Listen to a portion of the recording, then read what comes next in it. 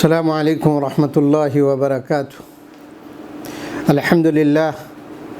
للہ رب العالمین والعاقبۃ للمتقین ولا عدوان الا علی الظالمین واشہد ان لا الہ الا اللہ ولی الصالحین واشہد ان محمدا عبدہ ورسولہ صلی اللہ علیہ وعلی آلہ واصحابہ اجمعین ومن تبعهم بإحسان إلى يوم الدين ثم أما بعد، قال الله تبارك وتعالى يا أيها الذين آمنوا كتب عليكم الصيام كما كتب على الذين من قبلكم لعلكم تتقون. وجاء في الحديث الصحيح قال النبي صلى الله عليه وسلم من يرد الله به خیراً یفقہ فی الدین۔ معزز دینی بھائیو، ماہ رمضان کی آمد ہے۔ رمضان آنے میں گنے چنے چند ایام باقی رہ گئے ہیں۔ عنقریب یہ مہینہ مہمان بن کر ہمارے اور آپ کے درمیان جلوہ افروز ہونے والا ہے۔ ہمیں چاہیے کہ اس مہینے کا پرتپاک خیر مقدم اور استقبال کریں۔ جس طرح اگر ہمیں یہ پتہ چل جائے کہ ہمارا کوئی عزیز، ہمارا کوئی رشتہ دار، ہمارا کوئی دوست ایک طویل غیاب کے بعد اور ایک طویل عرصے کے بعد فنا دن آ رہا ہے، تو ہم کس طرح سے اس کا استقبال کرتے ہیں اور ہم کس درجہ خوش ہوتے ہیں اور کس طرح ہم اس کے رہنے سہنے، کھانے پینے اور دیگر اور ٹھہرنے وغیرہ کا انتظام کرتے ہیں اور اس کی تیاری کرتے ہیں۔ اسی طرح سے بلکہ اس سے بھی زیادہ رمضان المبارک کا مہینہ آ رہا ہے، جو موسم الطاعات ہے، نیکیوں کا موسم بہار ہے، جو شہر الانفاق فی سبیل اللہ ہے، اللہ کی راہ میں خرچ کرنے کا مہینہ ہے، جو شہر الجود والصدقات ہے، سخاوت و فیاضی اور صدقہ و خیرات کرنے کا مہینہ ہے، جو شہر توبہ کرنے کا مہینہ ہے، جو شہر الغفران اور شہر العتق من النار ہے، مغفرت کا مہینہ ہے، جہنم سے آزادی اور خلاصی اور چھٹکارا حاصل کرنے کا مہینہ ہے، جو شہر القرآن ہے، قرآن کا مہینہ ہے۔ یہ معزز اور مکرم اور محترم مہینہ آ رہا ہے، ہمیں ایک سال کے بعد، ایک طویل عرصے کے بعد ہمارے پاس آ رہا ہے۔ ہمیں چاہیے کہ اس مہینے کا شاندار طریقے سے استقبال کریں اور اس مہینے کی آمد پر ہم خوش ہو جائیں، اور پھر چونکہ اس مہینے کی آمد پر جنت کے دروازوں کو کھول دیا جاتا ہے، جہنم کے دروازوں کو بند کر دیا جاتا ہے، اور سرکش شیاطین کو پابند سلاسل کر دیا جاتا ہے، بیڑیاں پہنا دی جاتی ہے۔ ہمیں اس مہینے کا استقبال کرنا چاہیے اور اس مہینے کی تیاری کرنی چاہیے، اور اس مہینے کے آنے پر ہمیں اللہ تبارک و تعالی کی عبادت میں لگ جانا چاہیے اور نیکیوں کا ذخیرہ جمع کرنا چاہیے۔ یہ مہینہ شہر رمضان یہ رحمت من رب العالمین ہے، یہ رحمت کا مہینہ ہے۔ اللہ تبارک و تعالی اس مہینے کے ذریعے سے ہم پر رحم کرنا چاہتا ہے۔ ہمیں چاہیے کہ اس مہینے کی تیاری کرے، اور اس مہینے کی تیاری میں خود ہمارے نبی جناب محمد الرسول اللہ صلی اللہ علیہ وسلم اس مہینے کی تیاری کرتے تھے، اور اس مہینے کی تیاری کے طور پر پیارے نبی صلی اللہ علیہ وسلم شعبان کے مہینے میں بکثرت نفلی روزے رکھا کرتے تھے۔ اور اس مہینے کی تیاری میں یہ بھی شامل کہ اللہ کے نبی صلی اللہ علیہ وسلم اس مہینے کو پانے کے لیے اللہ تبارک و تعالیٰ سے دعا کیا کرتے تھے۔ سلف صالحین کے بارے میں آتا ہے کہ کان السلف الصالح یدعون اللہ عز وجل قبل 6 اشہر ان یبلغہم رمضان، کہ حضرات سلف صالحین 6 مہینہ پہلے ہی سے اللہ سبحانہ و تعالیٰ سے یہ دعا کرتے تھے کہ اللہ تبارک و تعالیٰ انہیں رمضان کا مہینہ نصیب فرمائے۔ تو میرے بھائیوں، اس مہینے کی تیاری ہم دعا کر کے بھی کر سکتے ہیں کہ اللہ تعالیٰ مجھے اور آپ کو رمضان المبارک کا مہینہ نصیب فرمائے، اور اس مہینے کی تیاری میں یہ بھی شامل ہے کہ اس مہینے کی آمد پر اور اس مہینے کے آنے سے پہلے ہم اس مہینے کے جو احکام و مسائل ہیں، روزے کے جو احکام و مسائل ہیں، اس کو اچھی طرح سے سیکھ لیں، تاکہ ہم پوری بصیرت کے ساتھ،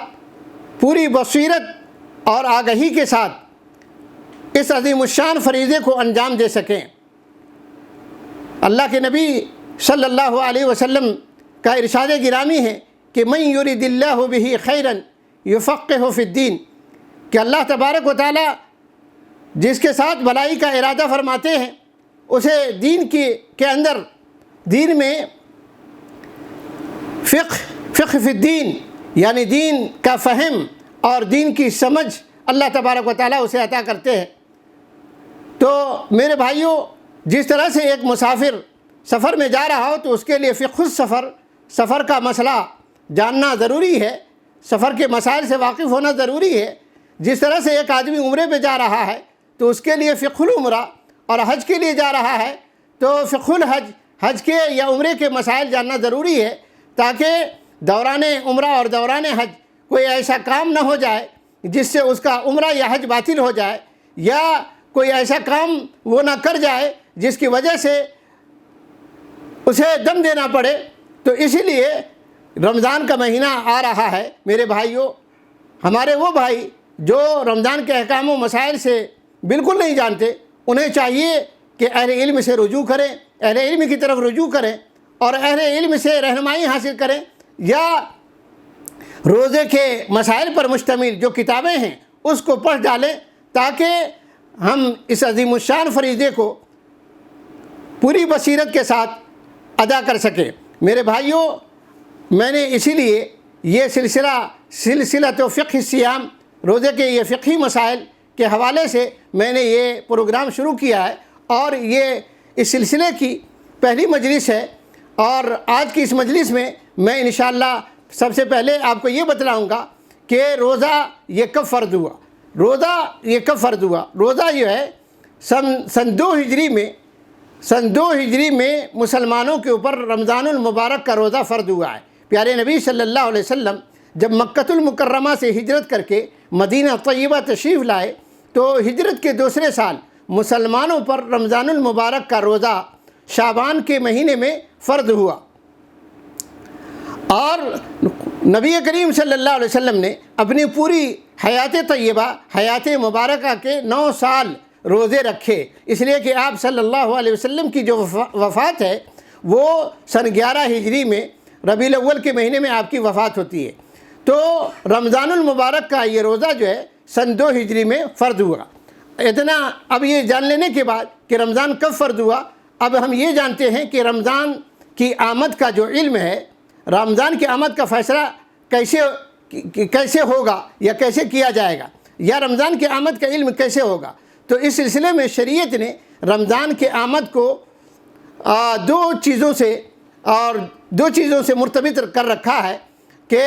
نمبر 1، رمضان کی آمد کا علم ہمیں چاند دیکھنے سے، رؤیت ہلال سے رمضان کی آمد کا فیصلہ ہوگا۔ رمضان کے آنے کا تحقق جو ہے وہ رؤیت ہلال چاند دیکھنے سے ہوگا، جیسا کہ نبی کریم صلی اللہ علیہ وسلم نے ارشاد فرمایا ہے صوموا لرؤیتہ وافطروا لرؤیتہ، کہ چاند دیکھ کر روزہ رکھو اور چاند دیکھ کر افطار کرو۔ اور ایک دوسری روایت جو صحیح مسلم میں ہے، اللہ کے نبی صلی اللہ علیہ وسلم نے فرمایا اذا رأیتم الہلال فصوموا واذا رأیتموہ فافطروا، جب تم چاند دیکھو تو روزہ رکھو اور جب چاند دیکھو تو روزہ افطار کرو۔ تو چاند دیکھنے سے، رمضان کا چاند دیکھنے سے رمضان کے آنے کا فیصلہ ہوتا ہے، یا اسی طریقے سے 30 دن مکمل ہو جائے، شعبان کا 30 دن مکمل ہو جائے، شعبان کے 30 دن پورے ہو جانے سے بھی رمضان کی آمد کا فیصلہ کیا جاتا ہے۔ جیسا کہ اسی حدیث میں اللہ کے نبی صلی اللہ علیہ وسلم نے فرمایا فَإِنْ غُمَّ عَلَيْكُمْ فَأَكْمِلُوا عِدَّةَ 30، کہ اگر تم پر ابر آلود ہو، یعنی بادل وغیرہ ہو، یا آسمان گرد آلود ہو، یا غبار سے اٹا پڑا ہو اور چاند تمہیں نظر نہ آئے، تو ایسی صورت میں حکم یہ ہے فَأَكْمِلُوا الْعِدَّةَ 30، 30 کی گنتی پوری کرو، یعنی مکمل 30 شعبان کے 30 دن مکمل کیے جائیں، اور اس طرح سے پھر رمضان کی آمد کا فیصلہ ہوتا ہے۔ تو اس سے یہ معلوم ہوا میرے بھائیو، رمضان کی آمد کا جو تحقق ہے یا رمضان کی آمد کا جو فیصلہ ہوگا وہ دو چیزوں سے ہوگا، ایک تو رؤیت ہلال چاند دیکھنے سے، رمضان کا چاند دیکھنے سے، اور دوسرا 30 دن شعبان کے 30 دن پورا ہو جانے سے۔ تو یہ اللہ کے نبی صلی اللہ علیہ وسلم نے فرمایا ہے۔ اسی طریقے سے اب آئیے ہم جانتے ہیں کہ یہ روزے کا حکم کیا ہے۔ روزہ یہ فرض ہے، الصیام فریضۃ فرضہ اللہ علی عبادہ، رمضان المبارک کا روزہ یہ فرض ہے اور اللہ تعالیٰ نے اپنے بندے پر اس کو روزے کو فرض قرار دیا ہے، اور اس کی جو فرضیت ہے اللہ تبارک و تعالیٰ کی کتاب سے، یعنی کتاب اللہ سے، سنت رسول اللہ سے، اور اسی طریقے سے اجماع امت سے بھی روزے کی فرضیت ثابت ہے۔ اور اسی لیے آیا ہے کہ فمن انکر فرضیتہ فہو مرتد و کافر، کہ جو شخص روزے کی فرضیت کے انکار کرے گا، جو شخص روزے کی فرضیت کے انکار کرے تو وہ مرتد اور کافر ہے، وہ مرتد ہے۔ تو روزے کی فرضیت جو ہے اللہ کی کتاب سے بھی ثابت ہے اور سنت رسول اللہ سے بھی اور اجماع امت سے بھی۔ روزے کی فرضیت اللہ کی کتاب سے ثابت ہے، اس کی دلیل وہ قرآن مجید کی وہ آیت کریمہ جس کی تلاوت میں نے شروع میں کی کہ یا ایھا الذین آمنوا کتب علیکم الصیام کما کتب علی الذین من قبلکم لعلکم تتقون، اے ایمان والو تم پر روزے فرض کیے گئے جس طرح تم سے پہلے کے لوگوں پر فرض کیے گئے تھے، لعلکم تتقون، تاکہ تم متقی اور پرہیزگار بن جاؤ۔ اس آیت کریمہ سے روزے کی فرضیت ثابت ہوتی ہے۔ اسی طرح سے دوسری آیت کہ اللہ تعالیٰ نے کہا شہر رمضان الذی انزل فیہ القرآن ھدی للناس وبینات من الہدی والفرقان فمن شہد منکم الشہر فلیصم، یہ جو ٹکڑا ہے فمن شہد منکم الشہر فلیصم، کہ جو تم میں سے رمضان کو پا لے، تم میں سے جو شخص بھی اس مہینے کو پا لے اسے چاہیے کہ وہ اس مہینے کا روزہ رکھے۔ تو اس سے بھی روزے کی فرضیت ثابت ہوتی ہے، اور حدیث رسول اللہ صلی اللہ علیہ وسلم سے روزے کی فرضیت ثابت ہوتی ہے۔ عبداللہ بن عمر رضی اللہ تعالیٰ عنہ کی معروف حدیث ہے بنی الاسلام علی خمس، شہادت اللہ الہ الا اللہ وان محمد رسول اللہ واقام الصلاۃ وایتاء الزکاۃ وصوم رمضان والحج، اسلام کی بنیاد 5 باتوں پر ہے، رکھی گئی ہے، جس میں سے ایک کیا ہے؟ رمضان المبارک کا روزہ رکھنا بھی ہے۔ تو اس حدیث سے روزے کی فرضیت ثابت ہوتی ہے۔ اسی طریقے سے میں نے کہا کہ اجماع امت سے بھی روزے کی فرضیت ثابت ہے، یعنی مسلمانوں کا، تمام مسلمانوں کا اس بات پر اجماع ہے اور اتفاق ہے کہ رمضان المبارک کا روزہ فرض ہے، اور جو شخص اس کی فرضیت کے انکار کرے گا وہ مرتد ہو جائے گا، وہ مرتد ہوگا۔ تو اس لیے میرے بھائیو آج کی اس مجلس میں ہم اس اتنی ہی نقاط پر، اتنی ہی پوائنٹ پر ہم اپنی گفتگو کو ختم کرتے ہیں۔ انشاءاللہ اگلی مجلس میں روزے کی مشروعیت کے اندر کیا حکمت ہے اور اسی طریقے سے روزے کی تعریف کیا ہے وہ سب انشاءاللہ ہم بتلائیں گے۔ اللہ تعالیٰ سے دعا ہے کہ اللہ تبارک و تعالیٰ مجھے اور آپ کو کہنے سننے سے زیادہ عمل کی توفیق عطا فرمائے۔ وصلی اللہ وسلم وبارک علی نبینا محمد وعلی آلہ واصحابہ اجمعین۔ بدعمكم تستمر دعوتنا.